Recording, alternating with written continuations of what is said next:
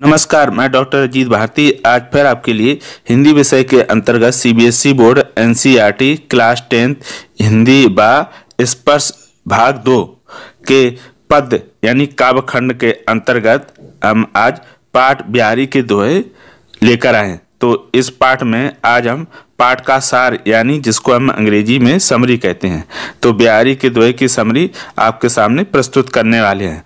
तो चलो फिर शुरू करते हैं।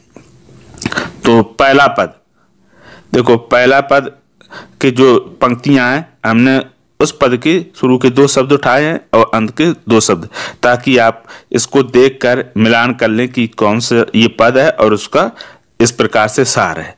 ठीक है, इसलिए लिख दिए ताकि आप उसमें देख सकते हैं कि ये जो दिया गया सार है ये कौन से पद का है। तो चलो फिर शुरू करते हैं।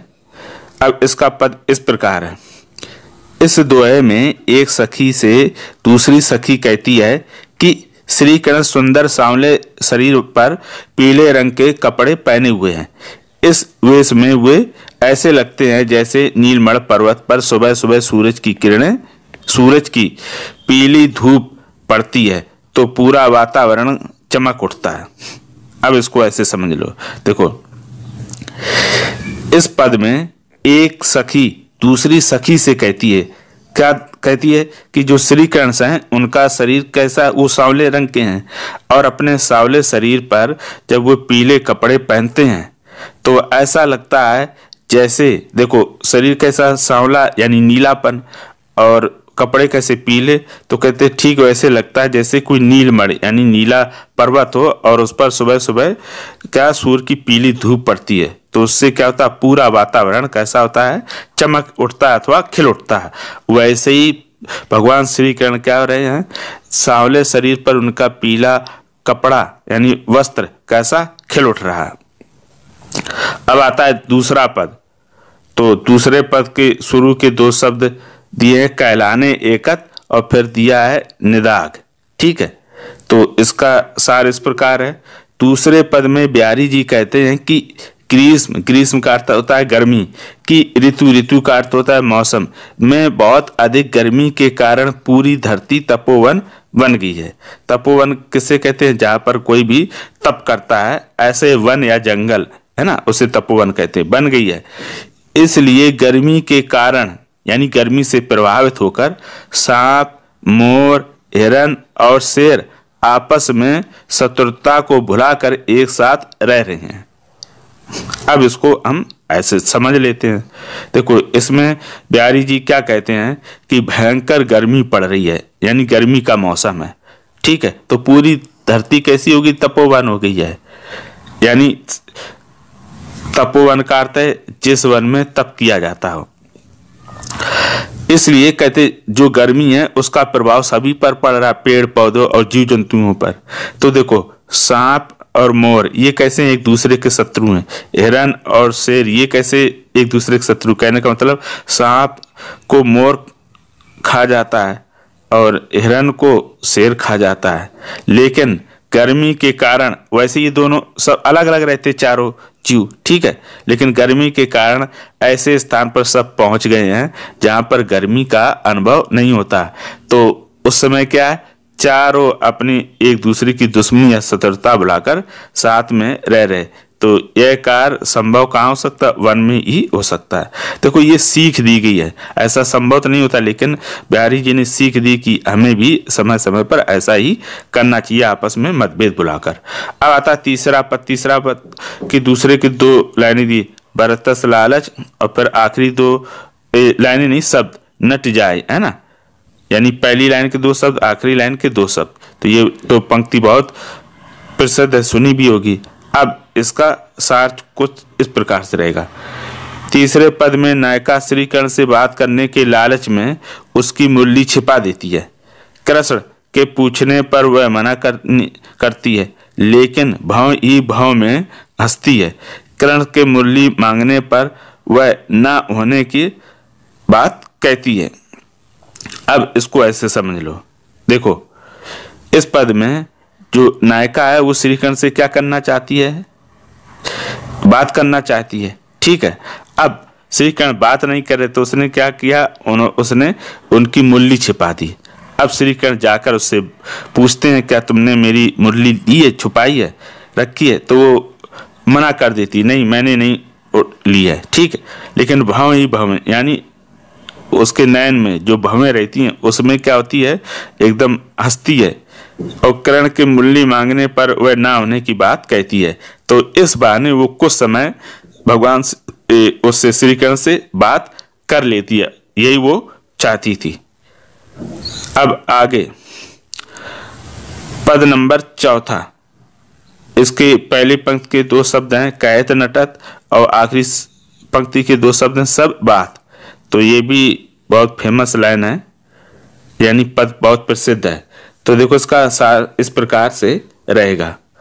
चौथे पद में कवि कहते हैं कि भवन लोगों से भरा हुआ है, ऐसे में नायक आंखों से नायिका को चलने के लिए इशारा करता है, वह मना कर देती है।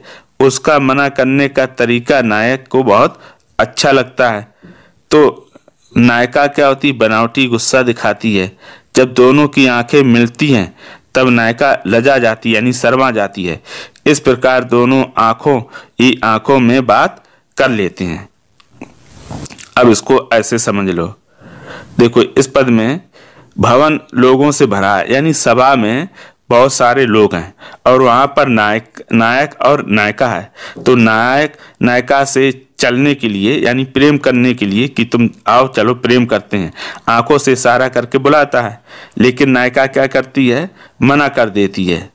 तो उसका जो मना करने का तरीका है नायक को बहुत अच्छा लगता है और वो खुश हो जाता है। तो नायिका क्या करती है, दिखावटी यानी बनावटी गुस्सा करती है। ठीक है, और जब दोनों के आंखें मिल जाती हैं तब नायिका क्या हो जाती है, शर्मा जाती है। इस प्रकार दोनों क्या होते हैं, भरी सभा में आंखों ही आंखों में क्या कर लेते हैं, बात कर लेते हैं और किसी को पता भी नहीं चलता है।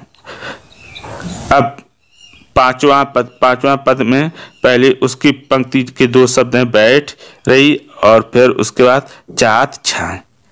तो इसका सार इस प्रकार रहेगा। 5वें पद में कवि कहता है कि जेठ माह में भयंकर गर्मी है, ऐसे में लगता है छाया घने जंगल में जाकर बैठ गई है। गर्मी से बचने के लिए वह लोगों के घरों में छिपकर बैठ गई है। मानो ऐसा लगता है जैसे दोपहर की गर्मी को देखकर छाया भी छा चाहती है।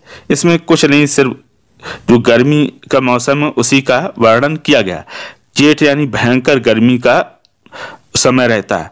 उस समय देखो कवि ये कहते कि भयंकर जेठ की गर्मी है ना। तो ऐसे में जो छाया रहती है, जैसे पेड़ की छाया या कोई भी छाया, वो कवि क्या कहता है, ऐसा लग रहा है गर्मी को देख के जैसे वो किसी जंगल में जाकर बैठ गई हो अथवा वो किसी के घर में जाकर छुप गई हो। कहने का अर्थ ये, ऐसा लग रहा है जैसे दोपहर की गर्मी को देखकर, यानी भयंकर गर्मी को देखकर छाया भी छा ढूंढ रही हो। आगे उसमें गर्मी, भयंकर गर्मी का चित्रण किया गया। अब 6वां पद, तो 6वें पद के पहले पंक्ति की 2 शब्द हैं कागज पर, अंतिम पंक्ति के 2 शब्द हैं की बात। अब इसका सार कुछ इस प्रकार से रहेगा।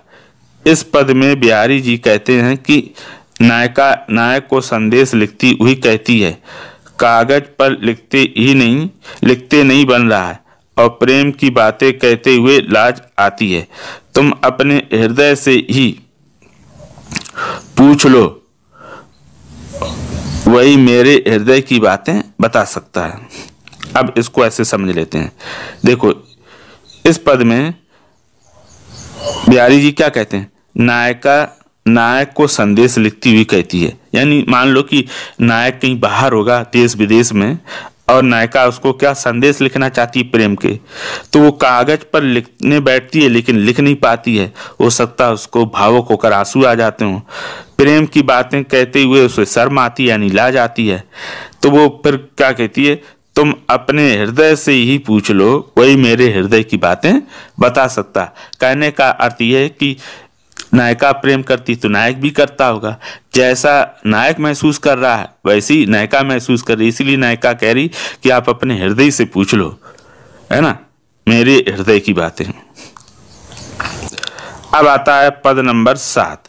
तो 7 के पहले पंक्ति के 2 शब्द हैं प्रगट, प्रगट भय और फिर केशवराई, है ना, केशवराई। अब इसका जो सार है वो इस प्रकार से होगा। तो इस दोहे में बिहारी जी कहते हैं कि आप चंद्रवंश में पैदा हुए, अपनी इच्छा से ब्रज में बसे, आप मेरे पिता केशवराय के समान हैं, आप मेरी पीड़ा दूर करें।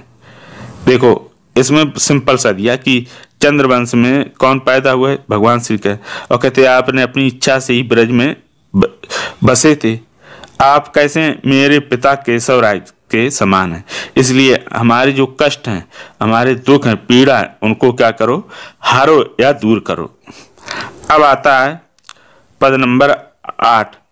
इसमें जपमाला और आखिरी 2 शब्द दिए हैं राचय रामू। तो इसका सार कुछ इस प्रकार से रहेगा। 8वें पद में कवि कहते हैं कि माला जपने से, राम नाम छपे वस्त्र पहनने से, माथे पर तिलक लगाने से एक भी काम पूरा नहीं होता है। अधूरे मन से लोग बेकार के कामों में लगे रहते हैं, लेकिन राम तो सच्चे मन वाले पर ही प्रसन्न होते हैं। अब ऐसे समझ लो, देखो उन्होंने कर्म कांड का विरोध किया। उनका क्या कहना है कि हम कितनी भी माला जप लें, कितने भी टीके लगा लें, है ना, माथे पर, इससे हमारा कोई भी काम कभी पूरा नहीं होने वाला। उनका ये कहना है कि ये सब कैसे हैं, दिखावटी हैं। ठीक, वो तो ये कहते कि राम तो सच्चे मन वाले हैं, यानी राम किस पर प्रसन्न होते हैं, जो सच्चे मन से ईश्वर की भक्ति करता है। अब ऐसे समझ लो, इन कभी ये कह रहे कि जो व्यक्ति दिखावा करता है उस पर ईश्वर कभी प्रसन्न नहीं होते हैं।